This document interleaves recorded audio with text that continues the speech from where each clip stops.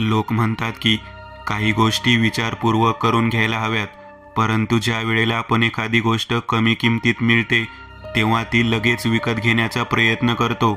सदाभाऊच्या बाबतीत हीच घटना घडलेली होती. मला सदाभाऊ सांगत होते, ज्या ठिकाणी 15 लाख रुपये एकरचा भाव चालू आहे त्या ठिकाणी केवळ 8 लाख रुपये एकरने मी शेती घेतली. 5 एकर शेती 40 लाखात मला मिळाली. वारंवार त्यांना असं बोलताना पाहिल्यावरती माझ्यासोबत असलेले काळे सर त्यांना म्हणाले, कोणती गोष्ट कमी किमतीत मिळाली म्हटल्यावर लगेच हुरळून जायचं नसतं, नक्कीच त्यामध्ये काही ना काहीतरी दोष असतो. त्यावेळेला मात्र सदाभाऊंना खूप राग आला. चहाचा कप जागेवर ठेवत काळे सर यांच्याकडे पाहत म्हणाले, मी बरेच दिवस झालं पाहत आहे, आपण पहाटे फिरायला येतो, एकत्रित गप्पा मारतो, परंतु मी कोणती चांगली गोष्ट सांगितली की काळे सर आणि त्यांच्यासोबत असणारे मोठे सर यांना कधीच आवडत नाही. ते कायम निगेटिव्ह बोलतात. 4 पैसे वाचले म्हटल्यानंतर काहीतरी खोटं असेल असं काही म्हणायची गरज आहे. त्या व्यक्तीला गरज आहे म्हणून त्याने विकली आणि त्याची वेळेवरती गरज भागवणारा मीच होतो.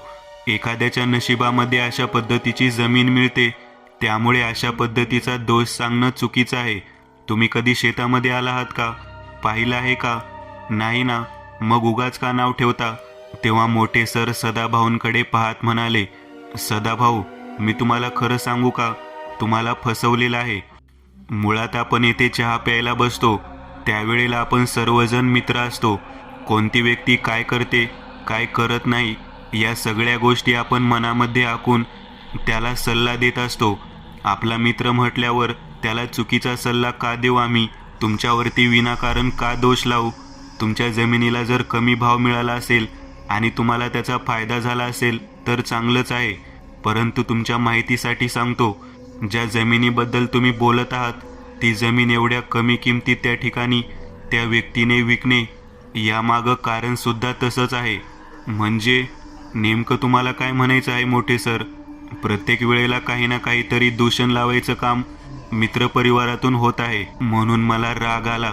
त्यावेळेला मी मध्येच हस्तक्षेप करत म्हणालो, आपण सर्वजण मित्र आहोत, जॉगिंगला येतो, गप्पा मारत फिरतो आणि कट्ट्यावरती बसून वेगवेगळे विषय हाताळत असतो. चहाचा प्रत्येक घोट उद्देश फक्त एकच असतो की कोणाचं नुकसान होऊ नये. मोठे सर, तुम्ही जे काही सांगत आहात त्यानुसार यांच्या जमिनीबद्दल तुम्हाला काय माहिती आहे म्हणून तुम्ही एवढं बोलत आहात? तेव्हा मोठे सर माझ्याकडे पाहत म्हणाले, हे बघा शरदराव, मी तुम्हाला सांगतो, ज्या जमिनीबद्दल हा विषय सुरू आहे तिची खरी किंमत 15 लाख रुपये आहे. हे अगदी खरं आहे. त्याच्या आजूबाजूच्या शेताची किंमत सुद्धा तेवढीच आहे, परंतु यांना ती जमीन कमी पैशात मिळण्यामागचं कारण एकच आहे. त्या शेतामध्ये लिंबाच्या झाडाच्या बाजूला एक मचाण आहे आणि ते बाधित आहे. म्हणजे नेमकं काय म्हणायचं आहे तुम्हाला? अहो, आजूबाजूला विचारा, लोक म्हणतात ते हाडळीचं मचाण म्हणून प्रसिद्ध आहे. काय बोलत आहात तुम्ही? सदाभाऊ मध्येच बोलू लागले, या 21व्या शतकामध्ये अशा पद्धतीच्या गोष्टी तुम्हाला बोलायला लाज कशी वाटत नाही? तेव्हा मोठे सर मध्येच म्हणाले, अहो, आम्ही म्हणत नाही, आजूबाजूची लोक म्हणतात. त्या शेतामध्ये मचानावरली हाडळ आहे, ती तिचं अस्तित्व दाखवते म्हणजे दाखवतेच. तुम्हाला काय वाटतं, एवढ्या कमी किमतीत शेत विकायला तो माणूस बावळट आहे का? 12 वर्षापूर्वींची घटना आहे. एखादी शक्ती 12 वर्षानंतर पुन्हा जागृत होते आणि बरोबर तसेच घडले आहे. त्या शेतामध्ये जिथे राखण करण्यासाठी उंच मचाण बांधली जाते ती मचाण जवळजवळ 25 वर्षापूर्वीची आहे आणि ही घटना 25 वर्षापूर्वी घडली होती. दर 12 वर्षानंतर तिला शांत करण्यासाठी तिथे काही ना काहीतरी करतात, परंतु यावेळेला ज्याने हे सगळं काही घडवलं त्या व्यक्तीने ते शेतच विकून टाकायचा निर्णय घेतला आणि नेमकं तुमच्या नशिबात ते शेत आलं. मोठ्या सरांचं बोलणं ऐकल्यानंतर मी चांगलाच घाबरून गेलो. सदाभाऊ, जर हे खरं असेल तर मग मात्र अवघड आहे बरं का? त्यावेळेला सदाभाऊ म्हणाले, तुम्ही या गोष्टीवर विश्वास ठेवता का शरदराव? मी म्हणालो, तसा माझा अजिबात विश्वास नाही, परंतु मी अशा गोष्टी बऱ्याच ऐकून आहे. तुमच्या शेतामध्ये एकदा फिरून यायला हवं, मग कळेल. कारण तसंही हुरडा आलेला आहे. या हुरड्याच्या दिवसामध्ये हुरडा खायला जाऊयात आणि नेमकं काय आहे ते तरी पाहूयात. तेव्हा मोठे सर म्हणाले, होय, अगदी बरोबर बोललात शरदराव. ते तुमचे साडूभाऊ नाहीत का? त्यांना सोबत घ्या ना. ते या बाबतीमध्ये हुशार आहेत. त्यांना बऱ्याच गोष्टी समजतात. लोक त्यांच्याकडे आवर्जून या गोष्टी सोडवण्यासाठी जातात. जर त्यांना सोबत घेतलं तर सदाभाऊंच्या शेतामध्ये नेमकं काय आहे ते तरी कळेल. तेव्हा सदाभाऊ म्हणाले, तुम्ही दोघेजण या म्हणजे झालं. तुम्ही दोघेजण या म्हणजे झालं. मला नेमकं काय आहे ते तरी कळेल. तसं तुम्ही म्हणत आहात त्या पद्धतीने जर तिथे काही असेल तर मग मात्र त्यावरती काहीतरी उपाय करावाच लागेल. तेव्हा काळे सर मध्येच म्हणाले, काही उपाय होणार नाही. तुम्हाला सांगू का, लोक अशी शेत सोडून देऊन जातात. त्या माणसाने निदान काहीतरी पिकवलं तरी आहे. अन्न पिकवलं, पीक आलं आणि बरोबर ऑक्टोबर महिन्यापासून त्याला चित्रविचित्र अनुभव यायला सुरुवात झाली आणि त्याने बरोबर तुमच्या गळ्यात ते शेत मारलं. तुम्हाला वाटतं की आम्ही सगळे तुमचे विरोधक आहोत, विचार करणारी लोक आहोत, म्हणून तुम्हाला सांगितलं. शेवटी तुमची मर्जी. तुमच्या शेतातील आम्हाला तिथं हुरडा वगैरे अजिबात खायचा नाही, कारण मुळात ते शेत एका हाडळ स्त्रीचं आहे. तिला त्या ठिकाणी भटकताना शेजाऱ्या पाजाऱ्यांनी पाहिलं आहे. उगाचच लोकांनी त्या शेतामध्ये त्या मचानाजवळ जाण्यासाठी पैजा लावलेल्या नाहीत. तुम्ही संपूर्ण शेत फिरून आला आहात का? एकदा संपूर्ण शेत फिरा म्हणजे कळेल. तेव्हा सदाभाऊ म्हणाले, अहो, कोपरानं कोपरा मोजून घेऊन आलेलो आहे. काही काय बोलता तुम्ही? तेव्हा काळे सर त्यांच्याकडे पाहत म्हणाले, अहो, हे सगळं कधी केलं असणार तुम्ही? सूर्य जेव्हा डोक्यावर आहे तेव्हा केलं असेल. एकदा संध्याकाळच्या वेळेला जाऊन बघा, दिवस मावळल्यावर. मग समजेल तुम्हाला की तुमच्या मालकीचं असलेलं शेत काय रूप रंग दाखवते ते. मी नुसते किस्से ऐकले नाहीत, तर त्या शेतातून घाबरून पळून आलेल्या लोकांना सुद्धा पाहिलं आहे. मला माहीत नव्हतं तुम्ही एवढी घाई कराल ते शेत घेण्यासाठी, पण आता घेतलेच म्हटल्यानंतर त्यावरती काहीतरी उपाय करायला हवा. मी सकारात्मक बुद्धीने विचार करणारा माणूस आहे, म्हणूनच म्हटलं, कोणतीही गोष्ट स्वस्तात मिळाली म्हणून टिमकी मिरवण्यापेक्षा तिच्या पाठीमागचं रहस्य काय आहे, गूढ काय आहे ते पाहणं गरजेचं असतं. काळे सरचं एवढं स्पष्ट बोलणं ऐकल्यानंतर मात्र सदाभाऊ चांगले चिडले होते.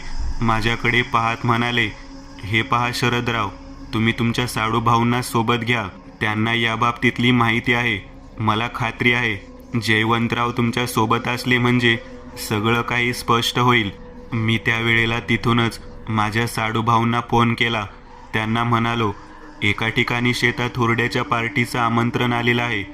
तेव्हा एवढ्या सकाळी जॉगिंगच्या वेळेला हुरड्याचा विषय कसा काय आला म्हणून त्यांनी मला विचारलं. तेव्हा मी त्यांना घडलेली हकीकत सांगितली. तेव्हा जयवंतराव मला म्हणाले की काही हरकत नाही, उद्या संध्याकाळी तिथे जाऊ. दुसऱ्या दिवशी संध्याकाळी जाण्याच्या दृष्टिकोनातून आम्ही सदाभाऊंच्या घराजवळ जमलेलो होतो. सदाभाऊ म्हणाले, मस्तपैकी बैलगाडीमध्ये बसूया आणि आनंद घेत जाऊयात. जयवंतराव आलेले आहेत. मोठे सर, काळे सर आणि शरदराव. अजिबात मागे पुढे बघायचं नाही. पोटभर हुरडा खायचा. पार्टी मस्त होणार म्हणजे होणार. मी दशरथला सांगितलं आहे चांगला हुरडा चोळून भाजून दे म्हणून.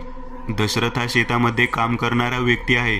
तेव्हा आम्ही सदाभाऊंना आपण ज्या गोष्टीसाठी जाणार आहोत त्याबद्दलची जाणीव करून दिली. जयवंतराव म्हणाले, सदाभाऊ, तुम्हाला 15 लाख एकरमध्ये मिळणारी जमीन 8 लाख रुपयाला मिळाली आणि त्या पाठीमागे जे कारण सांगितलं जात आहे त्यासाठी एक काम करावं लागेल बरं का. सोबत एक कोहळा घ्या, एक लिंबू आणि एक नारळ आणि एका पुडीमध्ये हळदसुद्धा घ्या. मी तुम्हाला सांगतो की तिथे काय आहे आणि जर असेल तर ते अस्तित्व कसं दाखवते. तेव्हा सदाभाऊ जयवंतरावकडे पाहत म्हणाले, अगदी बरं होईल बरं का. जर तिथे काही नसल तर निदान लोकांची तोंड तरी गप्प राहतील. काळे सर आणि मोठे सर सदाभाऊंकडे पाहत म्हणाले, अहो, जर तिथं काही नाही निघालं तर आम्ही कशाला काय बोलू. उलट तुमच्या शेतात नेहमी पार्टी करत राहूयात आपण. आम्ही बाकीचा खर्च बघतो. तेव्हा दशरथला सोबत घेण्याच्या दृष्टिकोनातून सदाभाऊंनी त्याला फोन केला. दशरथ मागून मोटरसायकलवरती येतो असे म्हणाला. त्यावेळेला सदाभाऊ म्हणाले, पुढे तयारीला कोण आहे? तेव्हा सखाराम आणि त्याची बायको पुढे आहेत म्हणून दशरथने सांगितलं. आम्ही त्यावेळेला बैलगाडीत बसून प्रवासाला सुरुवात केली.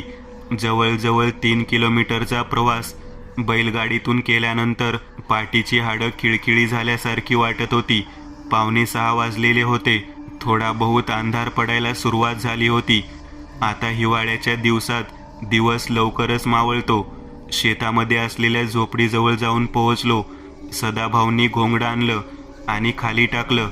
बाजूला कणस वगैरे आणून टाकलेले होते. सखाराम आणि त्याची बायको छाया तिथेच होती. दोघेही जण आमच्याकडे पाहत म्हणाले, साहेब, लवकर लवकर आटपा बरं का, जास्त वेळ लागू नका. आम्ही कधी या वेळेला या शेतामध्ये थांबलेलो नाही आहोत. तेव्हा मात्र जयवंतराव त्या दोघांकडे पाहत म्हणाले, म्हणजे तुम्हाला काय म्हणायचं आहे नेमकं?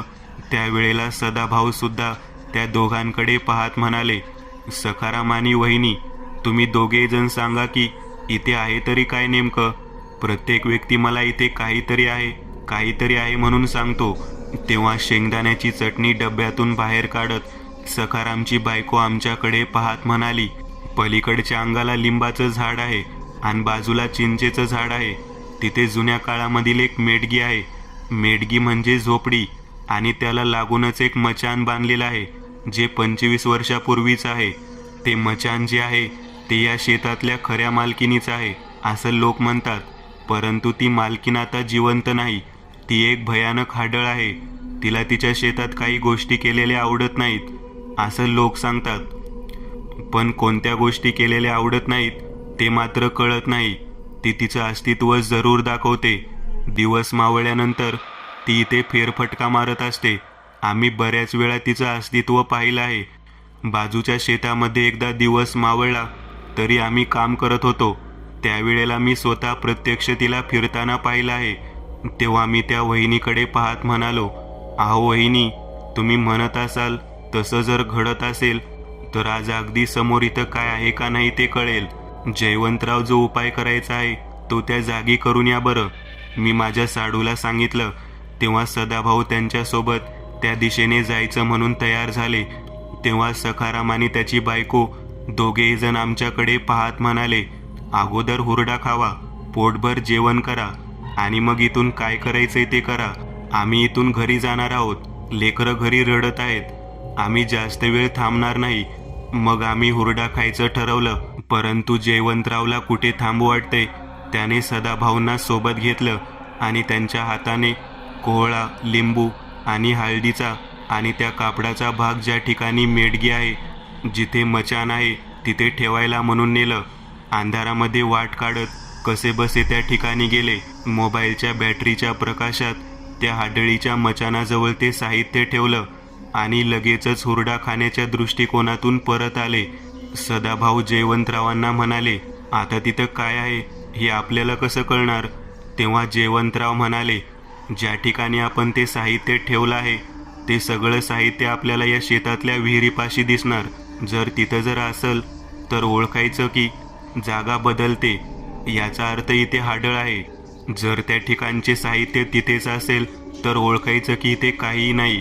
आपण आता हुरडा खाऊ, जेवण करू आणि जाताना शेतातील विहीर जिथे आहे तिथे पाहू. जर तिथे साहित्य दिसलं तर मग मात्र या शेतात 5 मिनिटसुद्धा थांबायचं नाही. हे सगळं ऐकल्यानंतर आम्ही आश्चर्यचकित झालो. ठेवलेलं साहित्य जागा बदलते म्हणजे नेमकं काय, असा प्रश्न मी जयवंतला केला. जयवंत माझ्याकडे पाहत म्हणाला, शरदराव, मुळात सगळ्यात महत्त्वाची गोष्ट आहे ती अशी की वाईट शक्ती जी असते ती पानस्थळ जागेजवळ मुक्कामाला राहते. पानस्थळ जागा जिथे आहे, जिथे पाणी आहे, त्या ठिकाणी पिशाच्य शक्ती, हाडळ शक्ती वास करत असते. आता जिथे ते मचाण आहे तिथे आपण साहित्य ठेवलं तर मला 100% माहीत आहे की ते साहित्य त्या हाडळीच्या आवडीचं असेल तर ती त्याच्या स्वतःच्या राहण्याच्या ठिकाणाजवळ घेऊन जाणार. कारण ते साधे साहित्य नाही, ते ओटीचं साहित्य आहे. हाडळीची ओटी या पद्धतीनेच भरली जाते. त्यावेळेला मात्र काळे आणि मोठे सर दोघेही जण आमच्याकडे पाहत म्हणाले, कसला विषय बोलत आहात? अगोदरच इथे अंधार आहे. हे शेत असलं, मी तुम्हाला 100% सांगतो बघा, त्या विहिरीच्या कठड्यावर ते साहित्य दिसणार म्हणजे दिसणारच. या शेतात मचाणावरली हाडळ आहे म्हणजे आहे. कोणी कितीही जरी काही म्हटलं तरी ती आहेच. मोठ्या सरांचं बोलणं ऐकल्यानंतर त्यांचा कॉन्फिडन्स पाहून सदाभाऊ चिडले. सदाभाऊ म्हणाले, सगळं काही पाहण्यासाठी जयवंतरावांना इथे बोलावलं आहे. त्यांनी काय घडणार काय नाही ते सगळं सांगितलं आहे. हुरडा खाऊन जेवण करायच्या अगोदर नको त्या गोष्टीला कशाला वितन्यवाद लावतात. जर काय असेल तर दिसेल समोर, पण उगाचच तर्कवितर्क लावू नका. जे समजलं ते शोधायसाठीच इथे आलो आहोत. त्यावेळेला सखाराम आणि त्यांच्या बायकोने हुरड्याची कणसे चोळून खायला दिली. थोडा बहुत हुरडा खाऊन झाल्यानंतर आंबीला प्यायला दिले. नंतर आम्ही जेवण करायला सुरुवात केली. सखारामची बायको छाया आमच्याकडे पाहत म्हणाली, भाकऱ्या करून दिलेल्या आहेत, जेवण वगैरे झालं आहे. तुम्हाला त्या विहिरीकडे जायचं असेल तर तुम्ही जावा, पण मी आणि आमचे यांनी काय तिकडे येणार नाहीत बरं का. जे पाहायचं जे शोधायचंय ते शोधा, आम्हाला घरी जाऊ द्या. आमची लेकरं वाट पाहत आहेत. त्यांच्या चेहऱ्यावरची भीती आणि बोलण्यातला आवेग पाहिल्यानंतर आमच्या लक्षात आलं की खरंच इथं काही ना काहीतरी आहे. जेवण वगैरे झालं, सगळं झालं. निवांत विहिरीच्या दिशेने जाण्यासाठी आम्ही निघालो. जसं पुढे जाऊ लागलो तसतसं मागच्या बाजूने कोणीतरी चालत आहे हे जाणवू लागलं. पिकामधून जात असताना नजरेसमोर काही येत नव्हतं, मात्र अस्तित्व जाणवत होतं. जयवंतराव म्हणाले, काहीतरी नक्की आहे बरं का शेतामध्ये. तेवढ्यात विहिरीच्या कठड्यावरती सगळं साहित्य दिसलं. आम्ही आहे या जागेवरून माघारी फिरलो तेव्हा समोर लिंबाच्या झाडाजवळ फांदीच्या वर हिरवी साडी बांधलेली दिसली आणि बाजूच्या त्या मचानावरती आम्ही पाहिल्यावर एक बाई बसलेली दिसली. सदाभाऊंकडे पाहत म्हणाली, कोणाच्या परवानगीने हुरडा तोडलास रे मुडद्या. तिचं असं बोलणं पाहिल्यानंतर आई या परिस्थितीत सगळेजण इकडे तिकडे धावू लागले. प्रत्येक जण वाट मिळेल त्या दिशेने पळत होता. त्या बाईच्या हातामध्ये गोफण आणि गुंडा होता. एका पाठोपाठ एक या पद्धतीने प्रत्येकाला चांगला झटका देण्यासाठी तिने सुरुवात केली. तो झटका साधा सुद्धा नव्हता. प्रत्येकाच्या मानेवरती एका विचित्र पद्धतीने तिने दणका दिलेला होता. तो दणका असा तसा नव्हता. एक एक ठोक्यात एक एक माणूस खाली पडत चाललेला होता. माझ्या रानामध्ये, माझ्या शेतात टोळधाड करता का? कोणी अधिकार दिला तुम्हाला येथे शेकोटी पेटवायचा? कोणी अधिकार दिला माझ्या रानामध्ये हुरडा भाजायचा? मी कोणालाही सोडणार नाही. त्याच वेळेला आमच्या ध्यानात येऊ लागलं की खूप मोठी चूक घडलेली आहे. सदाभाऊ आणि मी दोघेही जण झाडाच्या बाजूला खाली जमिनीवर पडलेलो होतो. त्या शक्तीला आपण दिसणार नाही याची आम्ही काळजी घेत होतो. तोपर्यंत मोठे आणि काळे सरांना दगडाचा चांगलाच फटका बसला होता. छाया आणि तिचा नवरा दोघेही जण जिथे शेकोटी पेटवलेली होती तिथून बांधाच्या दिशेने पळत होते. त्या दोघांच्या समोर थया थया नाचत त्या हाडळ स्त्रीने किंचाळायला सुरुवात केली, तू भाकरी भाजलीस, तू जेवणाचं काम केलंस ना? कोण आहेस तू? माझ्या शेतात अन्न शिजवणारी, भाकरी भाजणारी आणि जेव घालणारी तू मालकीण आहेस का ग? असं म्हणून ती बोलू लागली. आता मात्र त्या बाईचं काय होईल हे आम्हाला कळत नव्हतं. तेव्हा तिने खाली गुडघ्यावर बसून हात जोडून बोलायला सुरुवात केली. मी आणि माझा नवरा कामाला आहे शेतामध्ये.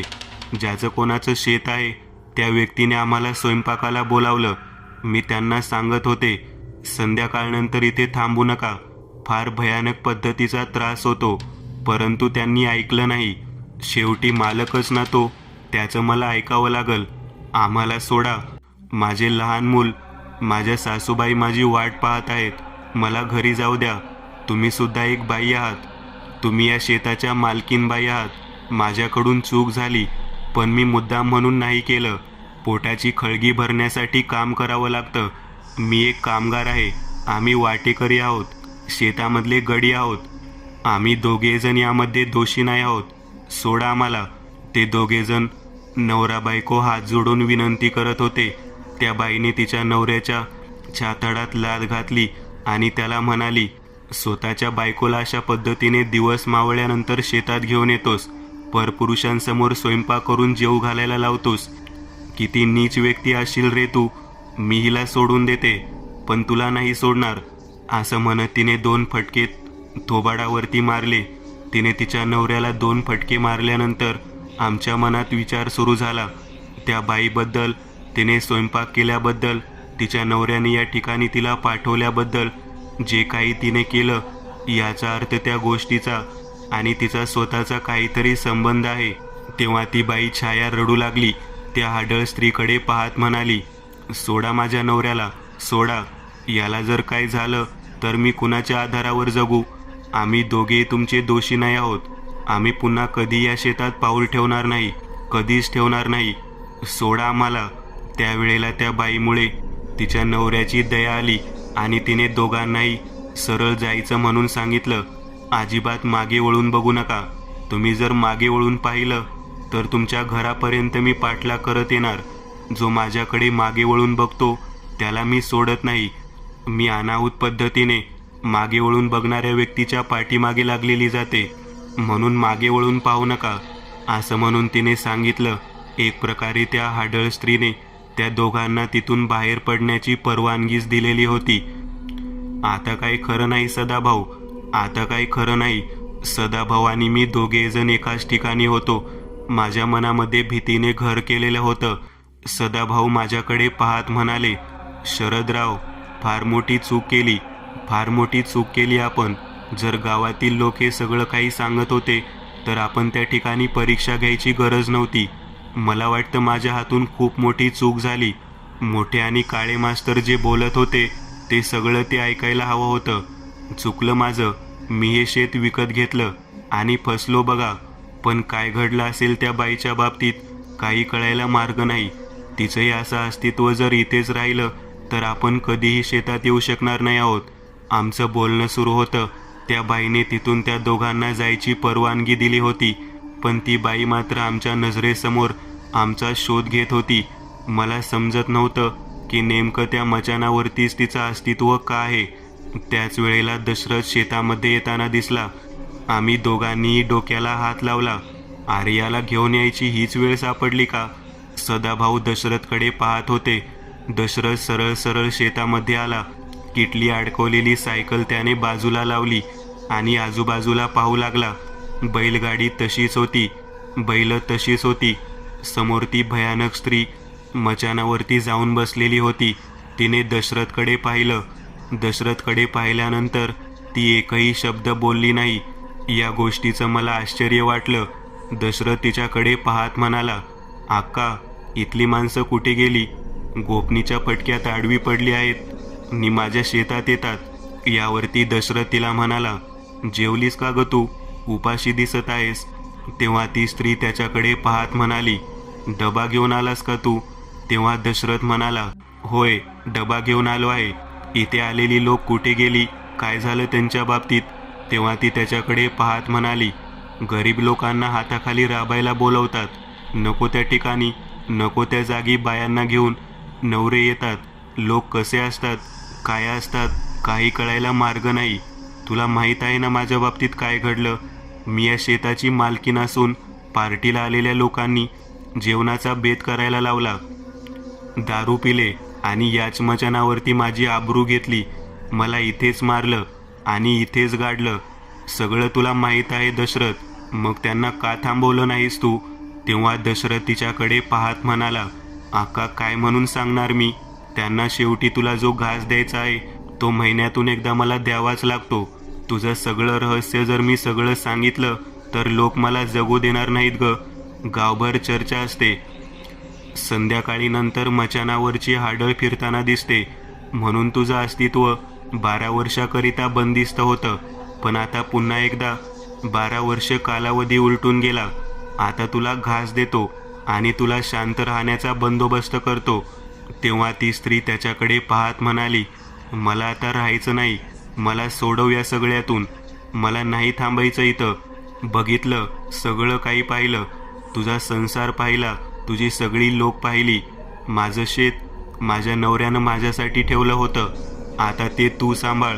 आता इथे कोणीही नाही, म्हणून तुझ्याकडचा डब्बा मी खाते. ज्या ठिकाणी माझं प्रेत गाडलं आहे त्याची हाडं बाहेर काढ, जाळून टाक. मला त्या मचानासकट, त्या मेडगीसकट मला जाळून टाक. मला नको आहे हे शेत आणि नको आहे तिथल्या सर्व इच्छा आकांक्षा. दशरथच्या बाबतीत असलेले एक भयानक सत्य सदाभाऊ समोर आणि माझ्या समोर आलेलं होतं. अरे देवा, दशरथची बहीण आणि तिच्या नवऱ्याचं असणार हे शेत. दशरथ आपल्याला काहीच बोलला नाही. बोलणार तरी कसं?